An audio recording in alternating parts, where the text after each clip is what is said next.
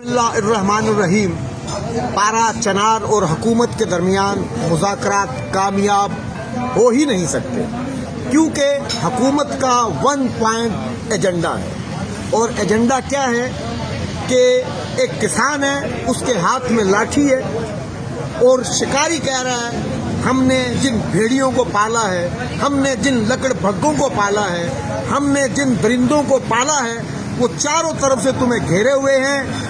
तुम एक काम करो, ये लाठी रख दो और हम तुम्हें यहाँ से जाने का रास्ता दे देंगे। ये है एजेंडा रियासत का, ये है एजेंडा हुकूमत का कि वो किसान जिसने अपनी हिफाजत के लिए लाठी अपने हाथ में रखी हुई है, वो इनके हवाले कर दी जाए और उसको छोड़ दिया जाए उन लकड़ भग्गों के आसरे पर, उन दरिंदों के आसरे पर, उन भेड़ियों के आसरे पे कि वो उनको नोच कर खा जाए।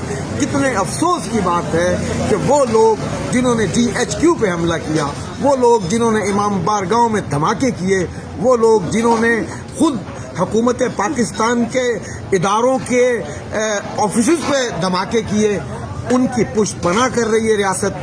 और वो लोग जिन्होंने अपनी हिफाजत के लिए एक लाठी हाथ में रखी हुई है, उनसे कहा जा रहा है कि ये लाठी आप रख दो। ये है मुज़ाकरात के पॉइंट का एजेंडा, लिहाजा ये मुज़ाकरात कभी कामयाब नहीं हो सकते।